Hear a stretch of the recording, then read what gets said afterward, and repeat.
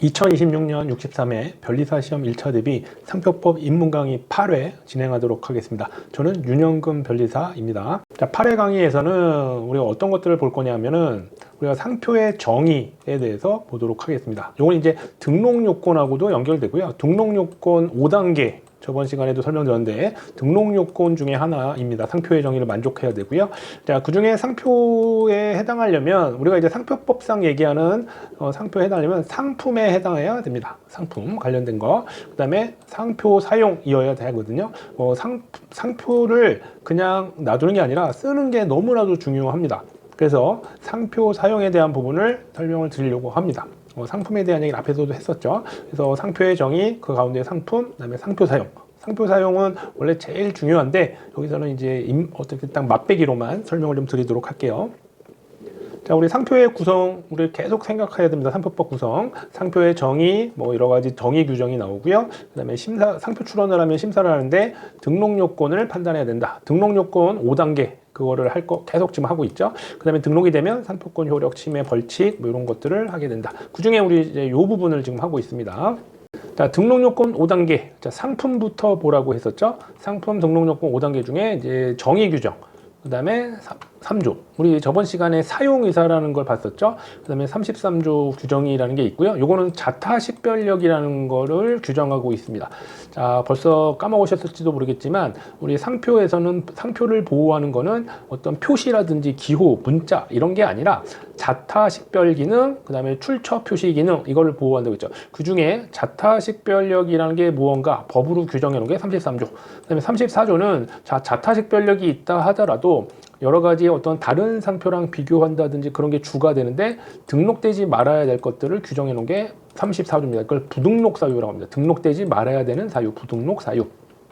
그다음에 35조는 선출원주의라고 하는데요. 자, 우리 상표를 등록받으려면 특허청에 뭘 해야 된다고 했죠? 신청, 출원을 해야 됩니다. 근데 출원을 할 때 제가 오늘 출원을 했어요. 근데 이제 저랑 유사한 상표를 어떤 사람이 어제 출원을 했다면 그 사람이 먼저 등록받는 게 맞겠죠. 특허청에서는 먼저 출원한 사람이 임자가 됩니다. 그걸 이제 선출원주의라고 합니다. 그래서 가능한 한 권리를 등록받으려면 먼저 출원해야 된다. 그래서 이게 이제 35조에서 규정을 합니다. 그래서 33조, 34조, 35조 이제 순서대로 쭉 규정되어 있거든요. 여기 좀 내용이 많습니다. 여기. 어쨌든 이제 여기 등록 요건 5단계 중에 상표의 정의 규정을 만족했는데 그게 만족되지 않으면 거절 이후 무효 사유가 되는데 실무에서는 이제 상품이 제일 중요하고요. 정의 규정 자체가 문제되는 경우는 많이 없습니다. 실무에서는 이제 여러 가지 고려를 하지만 시험에서는 상품 뭐 이런 거를 주로 체크를 하시면 됩니다. 자, 상표는 우리 그때 앞에서도 했었죠. 상자, 사표 이렇게 되죠. 상자, 사표. 상품에 대한 거, 교독, 상목품 뭐 이런 거 기억나실 겁니다.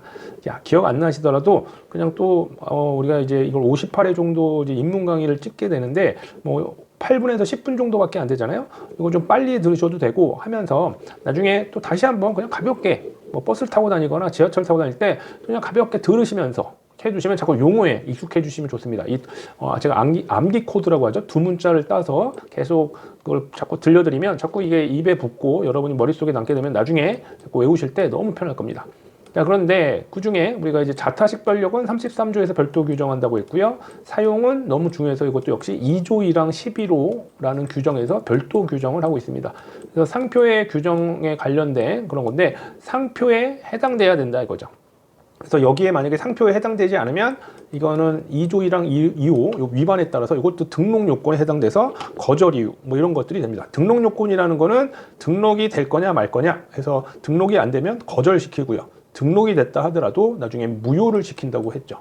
그런 걸 등록 요건이라고 말씀을 드렸습니다. 자, 그러면 자타식별력이라는 게 뭐라고 했죠? 우리가 이제 이렇게 상표가 딱 이렇게 주어지면 이렇게 상표가 보이죠. 그러면 딱 어떤 같은 과자라도 뭐 딱 상표를 보는 순간 이런 거는 어떤 과자지? 저는 이제 짱구 좋아하는데요. 예, 짱구. 그다음에 포스트잇 같은 거는 뭐 그림도 있긴 하지만 이걸 많이 접하시게 되면 여기 이름에서도 이거는 포테토랑 비슷하고 이거는 뭐 이제 짱구 과자 같은 거. 이거는 이름에서도 벌써 오징어 뭐 이런 게 있죠. 자, 이런 것들이 상표 등록이 되어 있는 것도 있고 아닌 것들도 있고 막 그렇습니다. 자, 그럴 때 이렇게 다른 상품과 구별을 시켜주죠. 그걸 자타식별력이라고 한다고 했죠. 그래서 상표에서는 되게 중요한 기능을 두 가지를 보호한다고 했죠. 그래서 자출품, 그 중에 이제 법으로 규정되어 있는 게 자타 식별 기능, 출처 표시 기능이다. 그거 말씀을 드렸었습니다.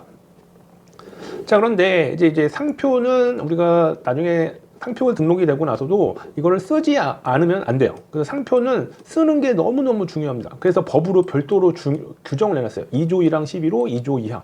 이거는 이제 1차 시험에도 거의 매년 나온다고 보시면 됩니다. 이게 너무 중요하거든요. 상표는 쓰는 게 제일 중요하다. 씀으로써 여러 가지 기능을 발휘하게 되는데요. 그게 어떤 기능이 있어요? 아까 말씀드린 대로 자타 식별 기능, 출처 표시 기능이 발휘돼야 됩니다. 그래야지 사용이고요. 이게 많이 사용되면 유명해지게 됩니다. 그걸 이제 주지저명이라고 표현을 하거든요. 이렇게. 그러면 이제 사용하는 것들은 보통 어떤 것들이냐? 어떻게 보통 쓰는 게 사용이냐? 그러면 이제 상품에 표시하는 거죠. 상품이나 상표에. 그 다음에 표시된 거를 이제 유통하는 거죠. 뭐 판매를 한다든지, 누구한테 준다든지. 그 다음에 우리가 이제 여러 가지 광고 선정 같은 것들 하죠. 뭐 TV에서 광고를 할 수도 있고요. 그래서 상품에 관해서 어떤 상표를 선전한 거, 뭐 인터넷일 수도 있고, 영상물일 수도 있고, 뭐 신문, 이런 걸 수도 있고. 그쵸? 그래서 아니면 어떤 관련된 거래 서류, 영수증이나 이런 데 표시하는 거, 이런 것들은 광고 선전행위. 그래서 이런 것들 상표 사용에 해당하는 게 너무너무 중요합니다. 이거는 이제 나중에 여러 가지 규정에 다 계속 연결이 돼요. 그래서 이 상표 사용의 개념을 아셔야 되는데 어떤 거? 2조 1항 11호, 2조 2항에 규정되어 있고요. 상표 사용은 표시, 유통, 광고, 선전행위. 근데 중요한 게 뭐라고 했죠? 기능이 발휘되어야 됩니다. 이게 되게 중요해요. 어떤 기능이 있어요? 자타 식별 기능, 출처 표시 기능. 자, 그런 것들을 한번 개념을 볼게요. 그래서 상표 사용이려면 법 규정상 2조 1항, 뭐 2조 1항 11호, 2조 2항, 그 다음에 출처 표시 기능, 그 다음에 자타 식별 기능이 발휘되는데 그런 게 왜 이제 중요하냐면 이제 침해 문제라든지 우리가 나중에 배우실 권리범위학의 심판, 그 다음에 상표법에서 너무 중요했거든요. 일정 기간 사용 안 하면 불사용 때문에 취소가 돼요. 사용을 안 했다고요. 그래서 요 사용에 연결되고요. 상표 사용에 해당하려면 상표여야 합니다. 상표 중에 중요한 게 상품이라고 했죠. 그래서 상표는 상품과 관련해서 쓰여져야 됩니다. 상품이 아닌 데다 쓰여지면 상표 사용이 아니다. 이렇게 보게 됩니다. 그래서 상표 사용의 여러 가지 예시를 보면 누가 이렇게 등록을 받아놨어요. 침대, 하기 두 마리 있죠. 이거 쌍학 사건인데 어떤 사람이 이거를 이제 이렇게 쓰는 거예요. 여기 헤드 부분에 이거를 막 나열해서 똑같이 무늬처럼. 그러면 이제 상표 등록을 해놨지만 이 사람이 썼으면 그냥 무조건 침해일 것 같지만 이 사람은 이거를 상표가 아니라 디자인처럼 썼다. 무늬처럼 썼기 때문에 이거는 침해로 안 입은 겁니다. 왜? 상표 사용이 아니어서 그래요. 이게 뭐 출처나 자타 식별이라기보다는 그냥 단순한 디자인이다. 이렇게 판단한 거죠. 자, 요건 이제 척주 동앱이라고 합니다. 이건 삼척의 이제 어떤 비문에 있는 건데 이걸 도자기로 등록을 받아놨어요. 근데 어떤 사람이 이제 이렇게 도자기에 실제로 쓴 거예요. 그러면 도자기에 이게 상표처럼 보이지만 자, 이걸 쫙 보시면 어떤 비문을 그대로 한 거죠. 삼척 부사가 여러 가지 해이를 막거나 하기 위해서 한 거거든요. 제 처가가 동해인데 동해 삼척 가면 제가 이런 걸 보면 막 흥분했어요. 거기 삼척 박물관에 이게 진짜 있더라고요. 근데 이제 저만 흥분했죠. 제 와이프나 아이들은 뭐 이게 뭔지 관심도 없습니다. 근데 이제 이게 상표법 판례거든요. 그래서 이것도 등록이 돼 있다 하더라도 이 쓴 형태를 보니까 이건 디자인에 불과하다. 이걸 상표라고 보기엔 좀 어렵다. 그렇죠. 도자기 옆에 있다고 해서 무조건 상표는 아니잖아요. 이거는 디자인에 더 가깝다라고 봐서 이 경우도 침해가 아니라고 본 사안입니다. 근데 이제 상표가 디자인이면 무조건 사용이 아니냐? 그렇진 않고요. 이게 이제 판례 중에 이게 이제 좀 유명한 상표들은 이제 아무리 디자인적이다 하더라도 상표 사용으로 보는 경우들이 많이 있습니다. 자, 이거 페라가모죠? 이제 이게 구두에 등록되어 있어요. 자, 어떤 사람이 이제 이렇게 비슷한 형태를 구두에다 써요. 그러면 이제 우리 아까 앞에 같은 개념으로 보면 이거는 상표 사용이 아니니까 침해가 아니다라고 주장을 할 거예요.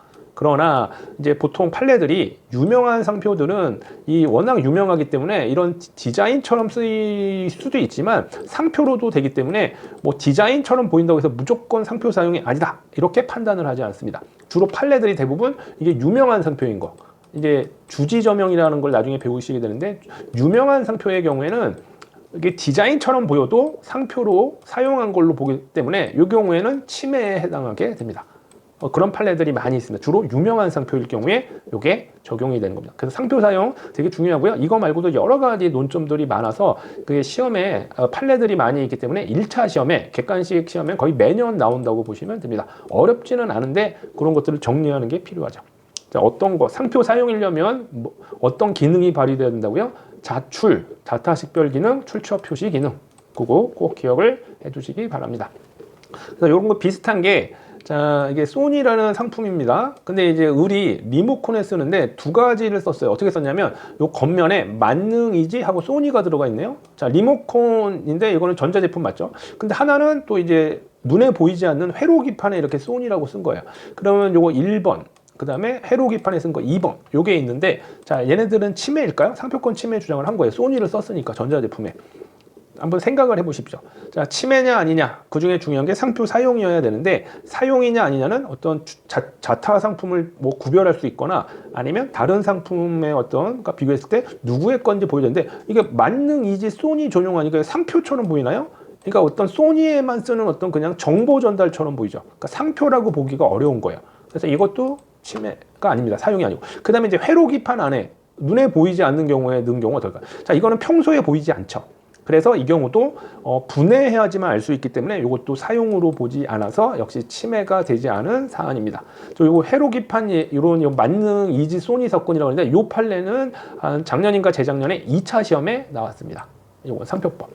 그러니까 판례들의 어떤 내용 개념을 알아두시면 나중에 1차든 2차든 시험에 적용돼서 이렇게 나오는 겁니다.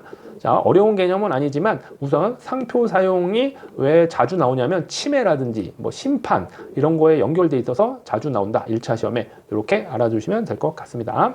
자, 오늘은 여기까지 하고요. 오늘의 공부명은 합격은 결국 포기하지 않는 자의 것이다. 자, 우리가 이미 시작을 하셨잖아요. 우리 끝까지 포기하지 않는다면 결국에는 결론적 파이널리 포기하지 않고 합격을 하게 될 것입니다. 자, 중간에 포기하는 사람들이 80%, 90%죠. 그래서 항상 성공하거나 합격하는 사람들은 나머지 5%라고 하더라고요. 끝까지 포기하지 않는 것이 너무나 중요합니다. 지금 여러분 저와 함께하는 것이 포기하지 않고 계속하는 거니까 끝까지 잘 따라와 주시고요. 또 기본 강의 때도 꼭 뵀으면 좋겠습니다. 자, 오늘은 여기까지 하겠습니다. 상표법 입문 강의 8회 마치도록 하겠습니다. 윤영금 변리사였습니다. 감사합니다.